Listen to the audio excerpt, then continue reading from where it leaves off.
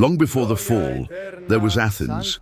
The city rose from the Attic plain like a dream carved in marble, its temples gleaming white against the endless blue of the Greek sky.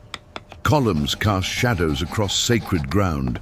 Priests chanted hymns to gods who watched from Olympus with eyes that never closed.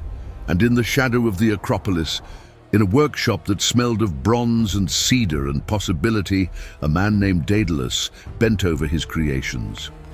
His hands moved with a precision that seemed more divine than mortal. His eyes saw what others could not imagine, and his mind burned with an ambition that would cost him everything he loved. This is where it began. This is where the tragedy was born. Daedalus was not born extraordinary. He came into the world as any child does, crying and helpless, the son of Metion and the grandson of Erechtheus, whose blood carried the blessing of Athena herself. The goddess of wisdom had always favored the lineage of Erechtheus. She had given them gifts that set them apart from common mortals. Daedalus inherited these gifts in full measure, but from his earliest years, something else set him apart, something that went beyond divine blessing, something that burned in his chest like a fire that could not be extinguished. While other children played in the agora, chasing each other through the market stalls and laughing at the antics of street performers, Daedalus studied. He sat for hours watching the water flow through the channels that carried it from the mountains to the city. He observed how wheels turned on their axles, how levers lifted weights that no man could carry, how simple mechanisms could multiply human strength 100-fold. He understood, before he had words for it, that the world was a puzzle waiting to be solved, and he intended to solve it. His mother worried. His father wondered. The neighbors whispered that the boy was strange, touched by something that might be madness or might be genius. They could not tell the difference. Few people can. By the time Daedalus reached manhood, his reputation had spread throughout Attica and beyond. The statues he carved seemed ready to step down from their pedestals and walk among the living. Ancient writers would later claim that his sculptures were so lifelike they had to be chained to prevent them from escaping. The tools he invented transformed the work of craftsmen across the Greek world. He studied the spine of a creature pulled from the sea, its serrated edge inspiring a blade that could cut through timber with impossible ease. He created the first saw, and woodworkers praised his name in workshops from Athens to Sparta. He devised compasses that could draw perfect circles, and architects incorporated his invention into their most sacred works. The Athenians whispered that Athena herself guided his hands. They were not entirely wrong. The goddess watched her descendant with approval. She saw in him the potential to elevate human achievement to heights previously reserved for the divine. But she also saw the shadow that lurked behind his brilliance. She saw the pride that grew with each accomplishment. She saw the jealousy that festered beneath his generous smile. The gods see everything, and sometimes they choose not to intervene. Daedalus established a workshop near the Acropolis. Apprentices flocked to him from across the Greek world, eager to learn from the master.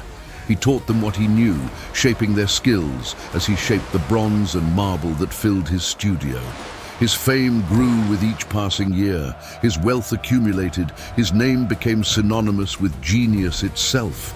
But genius carries its own curse. Daedalus could not bear the thought of being surpassed. He could not imagine a world where his name was not spoken with reverence. Every rival was a threat. Every talented student was a potential enemy. And when his sister sent her son to learn at his workshop, that curse would reveal itself in blood. The boy's name was Talos. Some called him Perdix. He arrived in Athens at 12 years old, his eyes bright with curiosity, his hands already skilled beyond his years.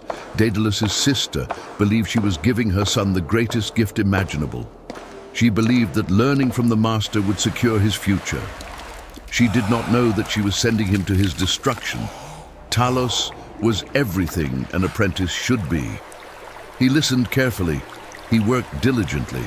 He showed respect for his uncle's achievements while quietly developing his own ideas. Daedalus watched the boy and felt something cold settle in his chest. It was not pride in his nephew's gifts. It was fear. Talos learned quickly, too quickly. Within months, he had mastered techniques that had taken Daedalus years to develop. Within a year, he had begun to innovate in ways that even his uncle could not have anticipated. The boy found a jawbone washed up on the shore of Piraeus, its teeth arranged in a pattern that sparked something in his young mind. He studied the way those teeth interlocked. He imagined how that pattern might be reproduced in metal, and then he took iron and filed it into that same pattern, creating a saw that improved upon his uncle's original design. The invention spread through Athens like fire through dry grass. Craftsmen abandoned Daedalus's saw in favor of the improved version. They spoke of Talos with the same reverence they had once reserved for his uncle. They began to wonder if the student would surpass the master. Then Talos invented the compass. Two pieces of metal joined at a single point, capable of drawing circles with greater precision than anything Daedalus had created. The mathematicians praised it, the architects adopted it, the philosophers spoke of the boy as a prodigy who might one day rival even Athena's wisdom. The people of Athens began to forget who had taught Talos everything he knew. They began to forget that Daedalus had built the foundation upon which his nephew's achievements stood. They began to speak of the future as if it belonged to someone else. Daedalus could not bear it. The cold thing in his chest grew into something monstrous.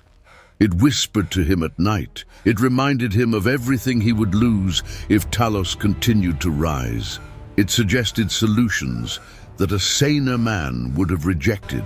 It told him what he needed to do. The morning was bright when he led Talos to the highest point of the Acropolis. The sun had just risen over the mountains, painting the sky in shades of gold and pink. The city spread below them, still waking from sleep, its streets beginning to fill with the sounds of daily life. Daedalus told the boy he wanted to show him something special. He told him there was a view that would inspire his future creations. He spoke gently, warmly, as an uncle speaks to a beloved nephew. Talos followed without suspicion. Why would he suspect the man who had raised him, taught him, shaped him into what he was becoming? Why would he fear the hands that had guided his own across countless projects? Trust is a beautiful thing. It is also a deadly weakness. They stood at the edge of the sacred rock. The wind tugged at their clothing. Below them, the city stretched toward the horizon, a testament to human achievement and human ambition. Daedalus looked at his nephew. The boy was smiling. He was pointing at something in the distance, perhaps a ship in the harbor or a formation of clouds on the horizon. His eyes were bright with the joy of being alive. He never saw his uncle's hands reach for him.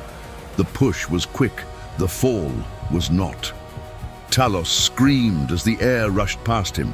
The marble and stone of the Acropolis blurred into streaks of white and gray. His arms windmilled uselessly, searching for something to grab, finding only emptiness. Death raced upward to meet him, its arms open wide. But death would not claim him that day. Athena, who watched over Athens and all who carried her blessing, saw the falling boy. She saw the crime that Daedalus had committed. She saw the innocence that was about to be destroyed. And in the space between one heartbeat and the next, she intervened. Feathers erupted from Talos's arms. His body shrank and twisted, bones reshaping themselves into a configuration that nature had never intended for a human. His scream became a cry, high and sharp, and then it became something else entirely. Before he struck the earth, he had become something new, something that could fly. A partridge, they called the creature afterward. A small, unremarkable form that never soared high above the ground. It stayed close to the earth, hugging hillsides and nesting in low brush. It remembered in some deep and wordless way what it meant to fall from a great height. It would never forget. The transformation saved the boy's life. It did not save Daedalus from judgment. The Areopagus convened. The sacred court of Athens gathered on its rocky hill to hear the case against the city's most famous craftsman. Witnesses came forward. They had seen Daedalus lead his nephew to the heights of the Acropolis. They had seen him return alone. They had heard the scream that echoed across the city. The evidence was damning. Daedalus offered no defense. He could not explain what he had done. He could not justify the jealousy that had consumed him. He stood before the judges with his head bowed, accepting whatever punishment they would decree. The verdict was exile. Daedalus, the greatest craftsman Athens had ever known, was banished from the only home he had ever loved. He was forbidden to return on pain of death. He was stripped of his property, his workshop, his reputation. In a single morning, he lost everything he had spent a lifetime building. He gathered what few belongings the court allowed him to keep. He took his young son, Icarus, born to a woman named Naucrate, whose fate would be lost to history. The boy was barely old enough to understand what was happening. He cried as they left the city, reaching back toward the only home he had ever known. They set sail across the wine-dark sea, searching for a place that would shelter a murderer and his innocent child. The waves were rough that day, as if Poseidon himself was punishing them. The sky was grey and threatening. Daedalus held his son close and wondered if they would survive the journey. Crete received them. The island rose from the Aegean like a world unto itself, its mountains scraping the clouds, its harbors teeming with ships from every corner of the known world. This was the seat of King Minos, ruler of the most powerful maritime empire in the Mediterranean. This was the heart of Minoan civilization, where art and architecture had reached heights that other cultures could only dream of achieving. Minos had heard of Daedalus. Every ruler in the Greek world had heard of Daedalus. The exile's reputation had preceded him, both the brilliance and the crime. Minos saw in the desperate craftsman an opportunity. A man with nowhere else to go would be loyal. A man fleeing justice would be compliant. A genius with his back against the wall would create wonders to earn his protector's favor. The king offered sanctuary. He offered patronage. He offered a new workshop, new materials, new apprentices. He offered everything Daedalus had lost in Athens. In exchange, he demanded only one thing: obedience. Daedalus accepted. He had no choice. A man without a homeland is a man without protection, and the seas were full of those who would kill for the bounty that Athens might place on his head. So he bowed before Minos. He pledged his skills to the Cretan throne. He promised to serve faithfully for as long as the king required. And he began to build. The palace at Knossos expanded under his hands. New chambers rose from ancient foundations. Corridors twisted in patterns that delighted and confused. Their walls painted with frescoes depicting dolphins leaping through azure waves and athletes vaulting over the backs of sacred beasts. Daedalus created bathrooms with running water, an innovation that amazed the Cretan nobles who had bathed in cold streams all their lives. He designed drainage systems that carried waste away from the royal quarters. He built everything that Minos requested, and many things the king had never thought to ask for. Icarus grew up in this palace of wonders. He played in corridors his father had designed. He watched craftsmen implement his father's plans. He absorbed the techniques and secrets that Daedalus shared with no one else. The boy was happy here, happier than he had been in Athens. He did not remember the city of his birth. He did not understand why they had left. He knew only that his father was important, that the king valued his father's work, and that their future seemed secure. But security is an illusion, and the gods were not finished with Daedalus. It began with a promise broken. Minos had prayed to Poseidon, the shaker of earth, the Lord of Seas. He asked for a sign that would confirm his right to rule Crete above all his brothers, who also claimed the throne. The competition for power had nearly torn the island apart. Minos needed divine validation. He needed proof that the gods favored his claim. Poseidon answered. From the waves emerged a creature of impossible beauty. Its hide was white as sea foam, its eyes dark as the depths from which it had risen. It was magnificent beyond description, a clear sign of divine favor. The god's intention was clear. Minos was to sacrifice this gift, returning it to the divine as proof of his piety and submission. Minos looked at the creature. He saw its perfection. He imagined it among his herds, its offspring carrying its exceptional qualities into future generations.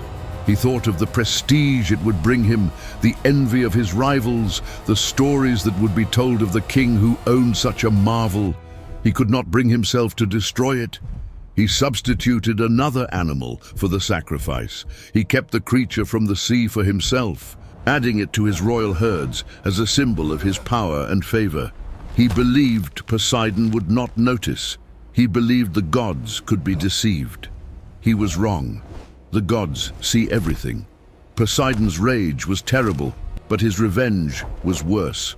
He did not strike Minos down with a bolt of divine fury. He did not send storms to wreck the Cretan fleet or earthquakes to shatter the palace. Instead, he conspired with Aphrodite, goddess of desire and beauty, and together they crafted a punishment that would shame Minos for all eternity. Pasiphae was the queen of Crete. She was the daughter of Helios, the sun titan who drove his chariot across the sky each day.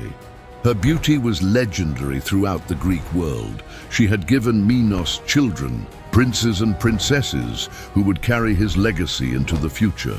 She had ruled beside him with dignity and grace. She had never known desire that she could not control, until the curse took hold. The madness came upon her slowly at first. She found herself thinking of the creature from the sea at odd moments during the day. She found herself watching it from the palace windows, following its movements with eyes that burned with something she did not understand. The thoughts became obsessions, the obsessions became needs, and the needs became an agony that consumed her waking hours and haunted her dreams. Pasiphae knew what she wanted was impossible. She knew it was monstrous, a violation of every law that governed mortals and gods alike. She knew that if anyone discovered the nature of her desire, she would be destroyed, her name erased from history, her children stripped of their inheritance. But the curse allowed no escape. It offered no mercy. It simply burned and burned, until she could think of nothing else. She went to Daedalus. The craftsman listened to the queen's confession in shocked silence. He heard the desperation in her voice. He saw the madness in her eyes. He understood that this was not a request from his patron's wife, but an order from someone willing to destroy him if he refused. A wiser man might have found a way to decline.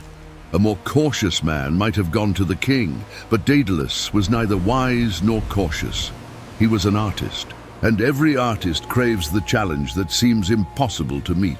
He built a wooden frame in the shape of a creature. He carved the form with the same skill he brought to his finest statues. He covered it with hide, so realistic that the eye could not distinguish it from flesh. He created a hollow space within, large enough for a woman to conceal herself. He gave the queen what she needed to satisfy the curse that Poseidon had placed upon her. What followed was an abomination, and the result was worse. 9 months later, Pasiphae gave birth. The labor was terrible, lasting 2 full days and nights. The queen's screams echoed through the palace, driving servants from the corridors and sending prayers rising to gods who did not answer. When it was finally over, when the silence fell, those who had witnessed the birth fled in terror. The infant had the body of a human, but its head was something else entirely. Something with curved features and a muzzle that opened to reveal teeth no human child should possess. Something that had never existed before in the world of gods or men. The creature's cry split the silence of the birthing chamber. The midwives fled, screaming through the corridors. Guards drew their weapons, uncertain what threat they faced. Only Pacifier remained, holding the monster she had brought into existence, her eyes empty of everything except exhaustion and despair. They called it Asterion at first, after King Minos' stepfather. But no one used that name for long. Soon, all of Crete knew it by another title, the creature of Minos, the thing in the darkness, the Minotaur. Minos looked upon what his broken promise had wrought. He looked upon the proof of his wife's unnatural union. He looked upon the shame that would follow his family through all the generations to come. And he knew that the creature could not be killed. The gods had sent it. The gods protected it. To destroy it would be to invite a punishment even worse than what he had already suffered. But it could be hidden. Minos summoned Daedalus. The craftsman who had enabled this horror would now be tasked with concealing it. The king's orders were simple. Build a prison from which the creature could never escape. Build it so complex that no one who entered could ever find their way out. Build it beneath the palace, in the darkness where no one would have to see what Crete had become. Daedalus built the labyrinth. The construction took years. Workers labored in shifts, day and night, carving corridors into the bedrock beneath Knossos. Daedalus poured every ounce of his genius into the design, creating passages that doubled back on themselves, chambers that led to dead ends, routes that seemed to repeat infinitely. The labyrinth became his masterwork, more complex than anything he had ever conceived, a testament to human ingenuity in service of human shame. He studied the way water moves through underground channels. He incorporated that randomness into his design.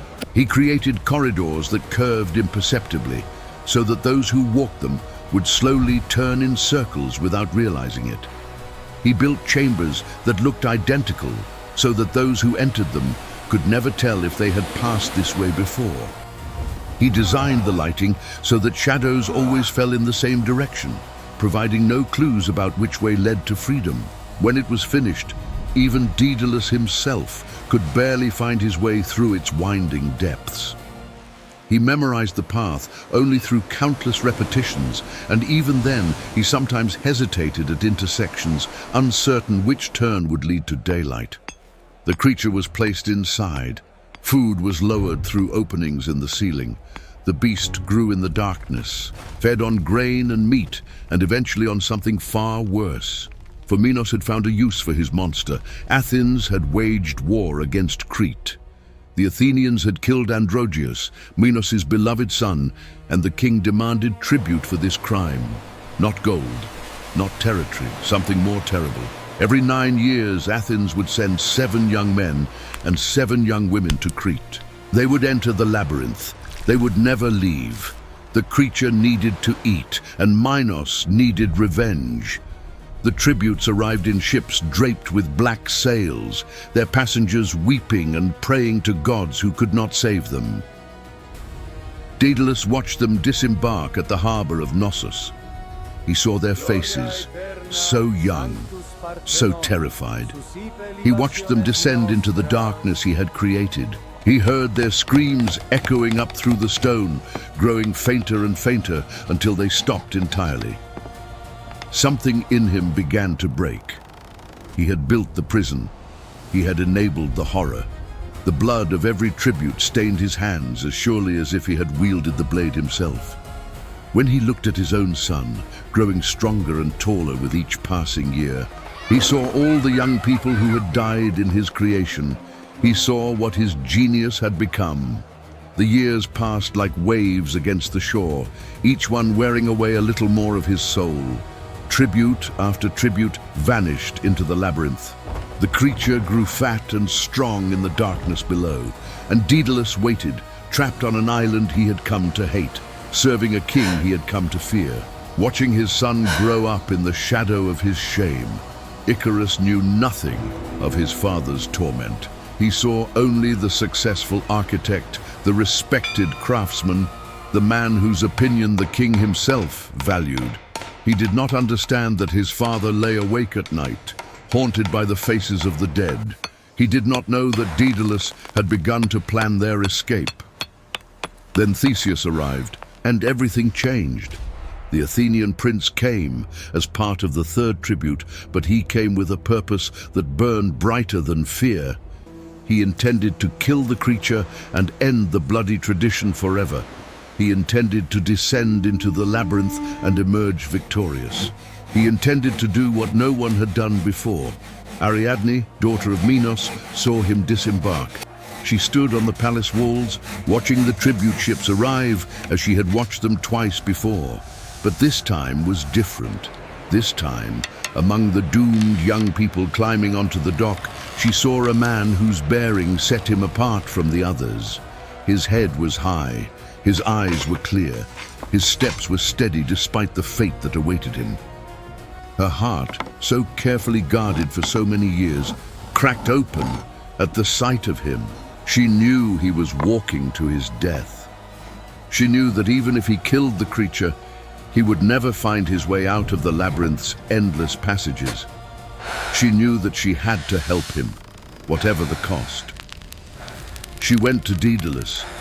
The craftsman who had built the labyrinth now held the key to its escape. He could save this Athenian prince. He could strike a blow against the horror he had helped create. He could begin, in some small way, to atone for the deaths that haunted him. He gave Ariadne a ball of thread.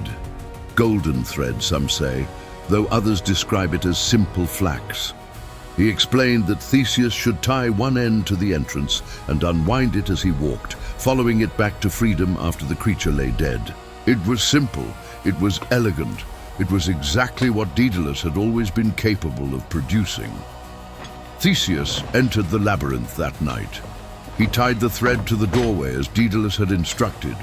He walked into the darkness, following corridors that twisted and turned, passing through chambers that seemed to repeat endlessly.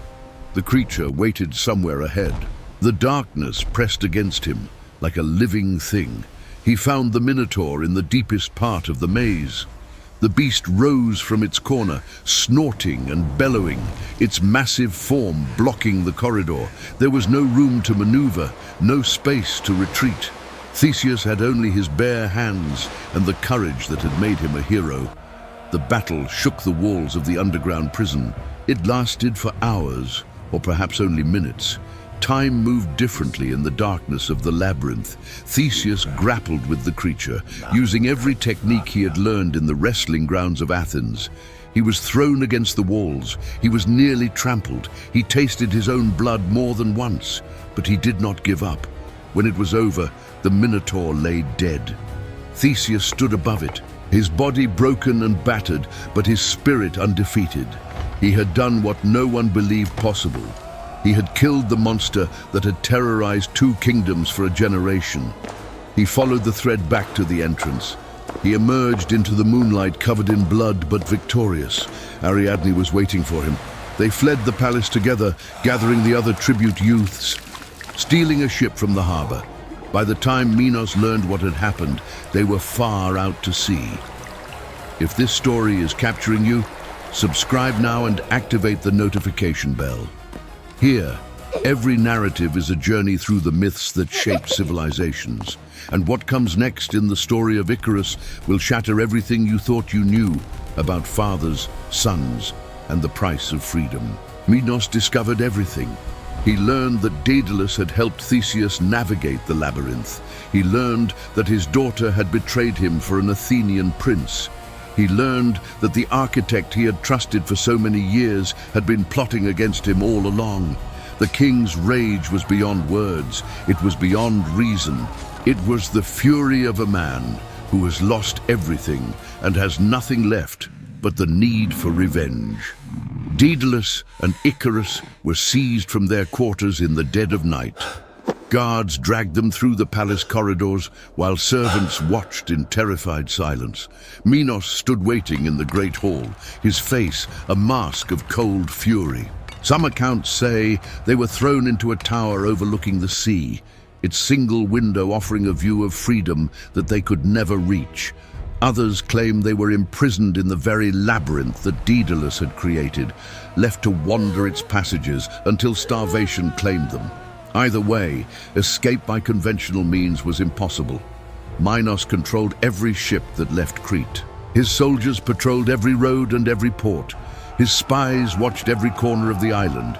There was no way to reach the mainland. There was no way to find a vessel that would carry them to safety. No way by land, no way by sea. But the sky remained unconquered. In his prison, Daedalus looked upward through the narrow window. He watched the shapes of winged creatures wheeling against the blue expanse.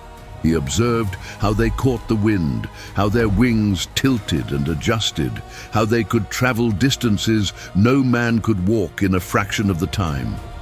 And his mind, that terrible and beautiful mind that had created wonders and horrors in equal measure, began to turn. If he could not sail from Crete, he would fly. Minos might control everything else, Daedalus realized. The king might rule the land and the sea, but he did not rule the heavens. The sky belonged to the gods, and to anyone bold enough to claim it. The gathering took months. Every feather that drifted through the window, Daedalus collected.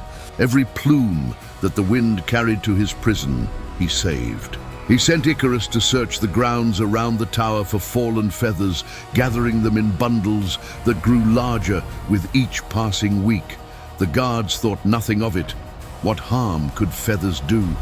ICARUS helped without understanding at first. The boy was now approaching manhood, his body strong and his mind quick. He thought his father had finally succumbed to the madness of captivity. He thought the old man was losing his grip on reality, gathering feathers like a child gathering flowers. Then he saw the wings take shape. Daedalus arranged the feathers in careful rows, starting with the smallest and progressing to the longest, each one overlapping the next like the scales of armor. He studied the way that winged creatures organized their plumage. He mimicked that structure with painstaking precision. He bound the middle feathers with thread, stitching them into a framework of linen and leather that he had salvaged from their bedding. He sealed the base of each quill with beeswax, warming it until it softened, and then pressing the feathers firmly into place. He bent the entire construction into a gentle curve that mimicked the wings of the creatures he had studied. The work was delicate and exhausting. Daedalus often worked through the night, his fingers bleeding from the constant stitching. He had to estimate the correct proportions.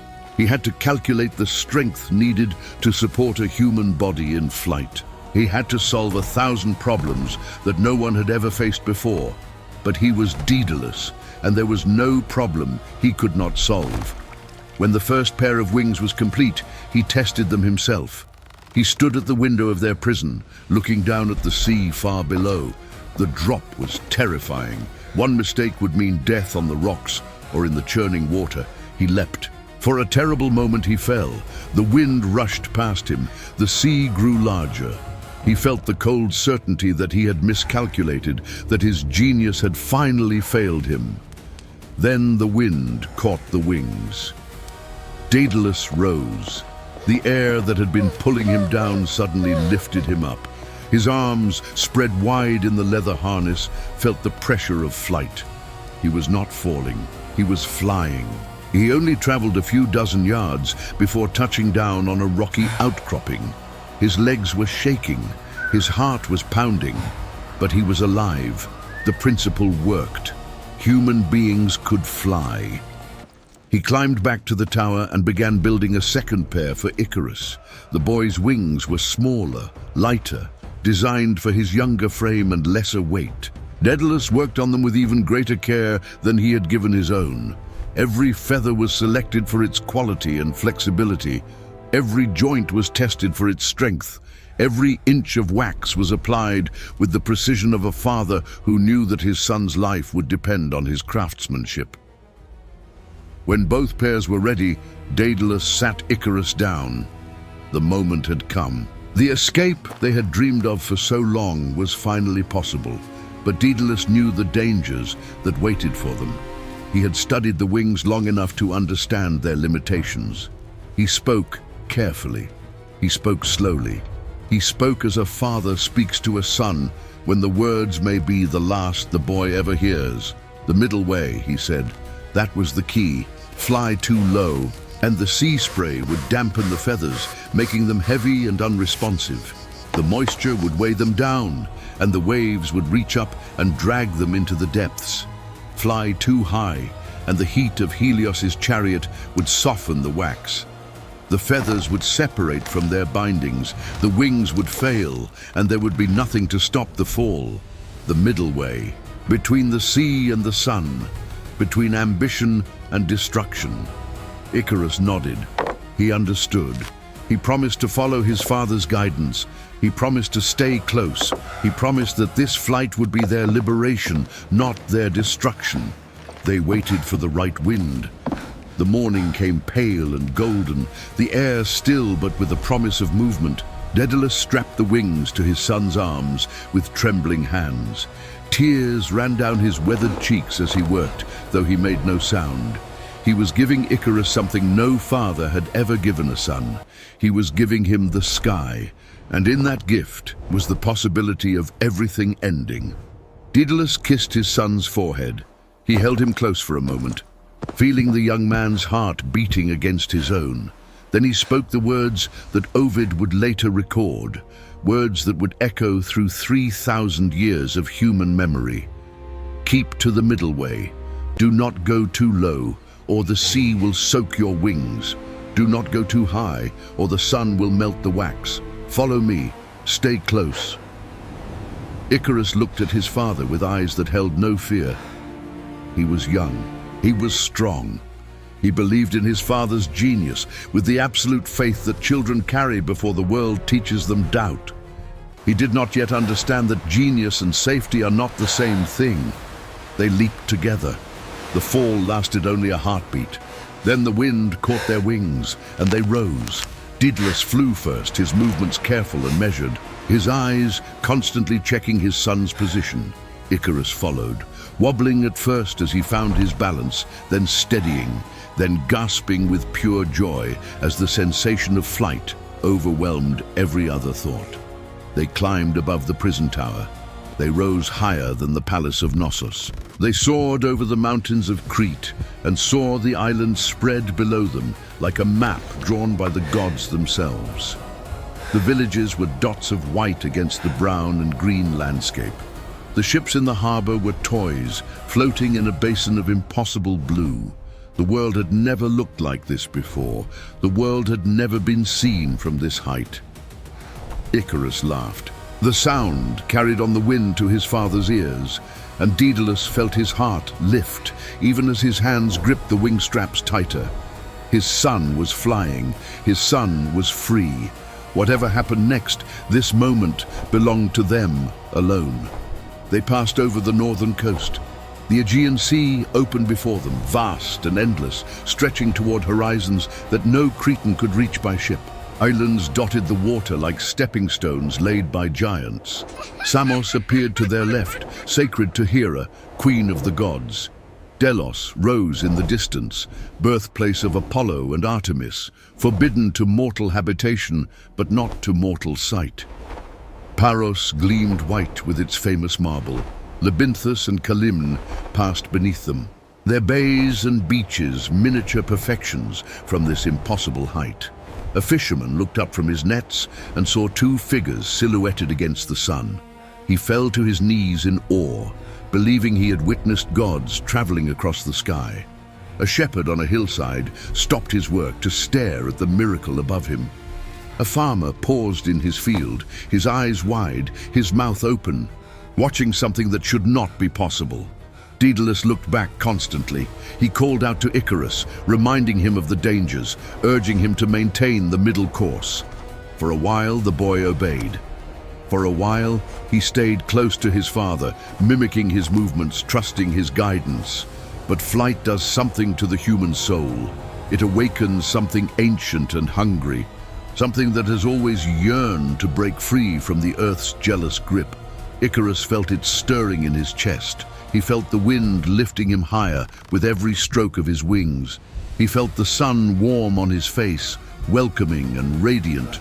The world below seemed very far away. The dangers his father had described seemed abstract and impossible. How could the sea touch him when he flew so far above it? How could the sun harm him when its light felt so gentle on his skin? He began to climb. At first, Daedalus did not notice. His son had drifted slightly apart before and always returned. But then the distance grew. Icarus was no longer following. Icarus was ascending, his young arms beating powerfully, his face turned upward toward the blazing disk of Helios's chariot. Daedalus screamed. The wind tore the words from his mouth, scattering them across the empty sky. Icarus, come down. Remember what I told you. The boy did not respond. Perhaps he could not hear over the rush of the wind. Perhaps he no longer cared. He was drunk on altitude, intoxicated by the sensation of rising, addicted to the ever-increasing height. The wax began to soften. Icarus felt it before he saw it, a warmth on his arms that was no longer pleasant, a loosening of the straps that held his wings in place. He looked down and saw the wax dripping, thick and golden, running along his forearms like tears.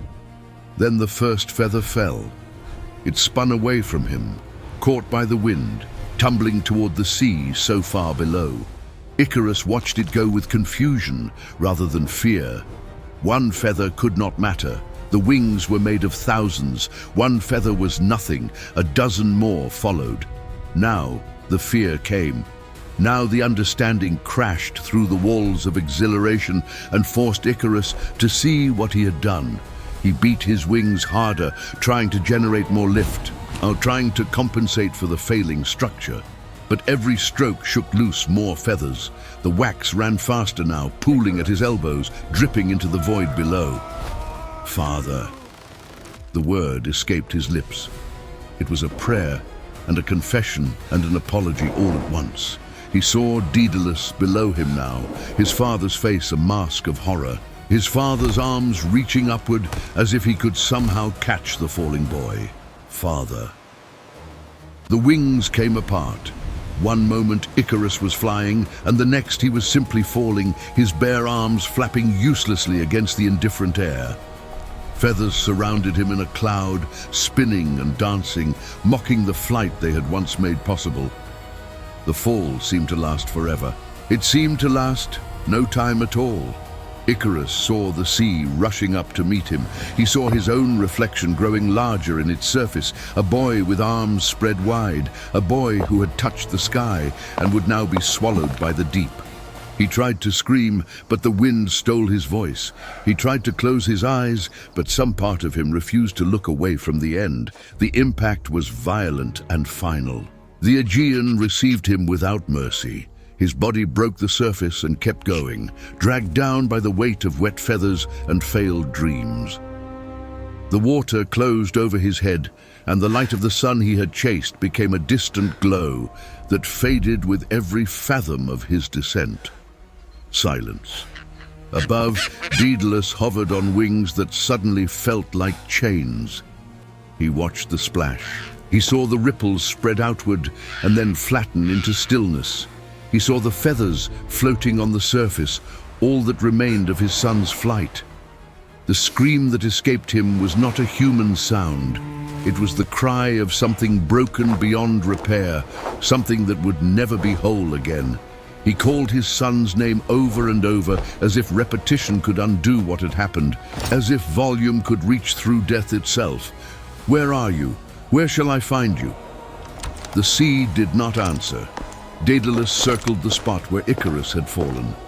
He circled it until his arms burned and his chest heaved and his tears had run dry.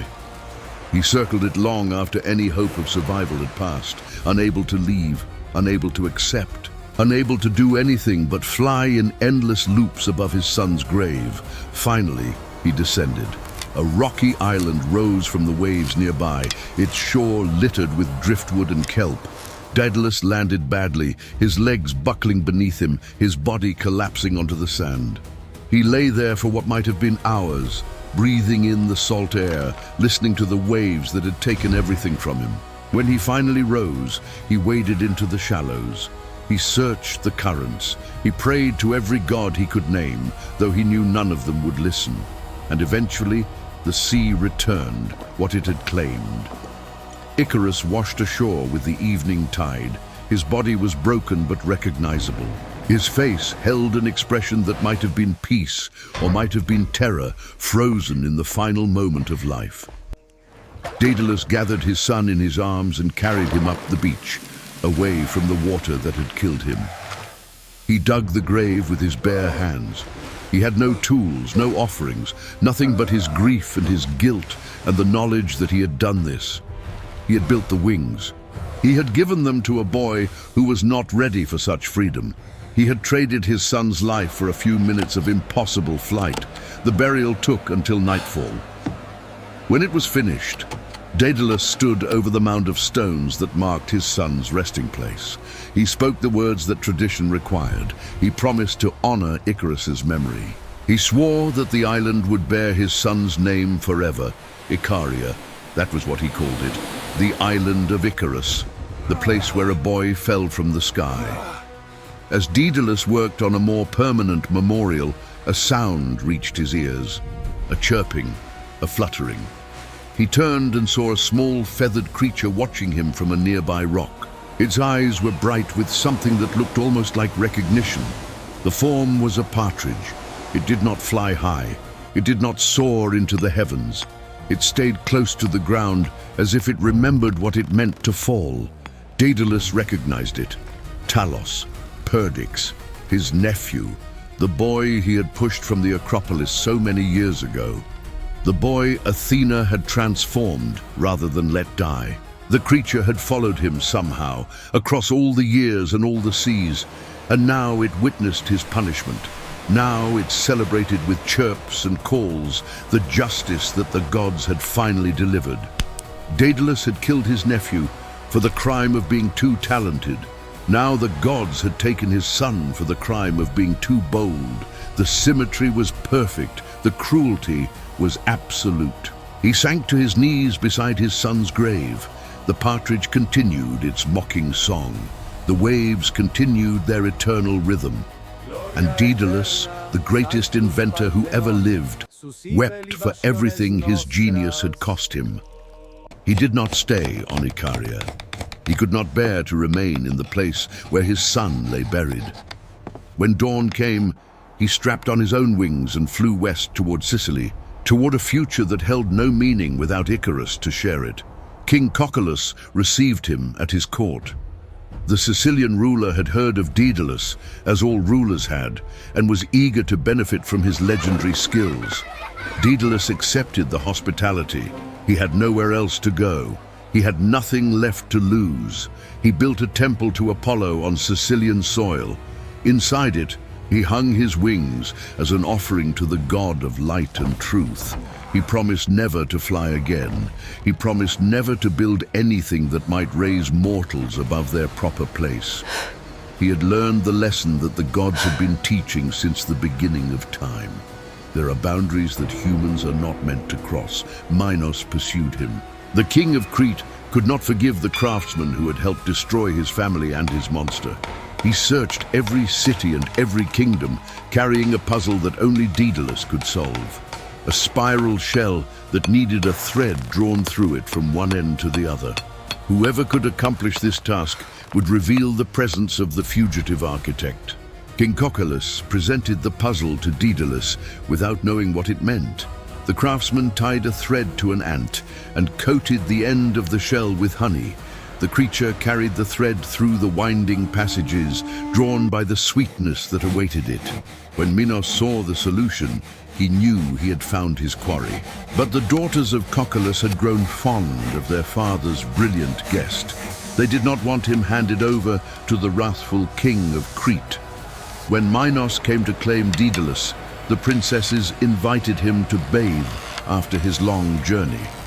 They heated the water themselves. They poured it over him with their own hands. The water was boiling. Minos died screaming in the bath, his flesh scalding from his bones, his royal dignity reduced to agony and then to silence.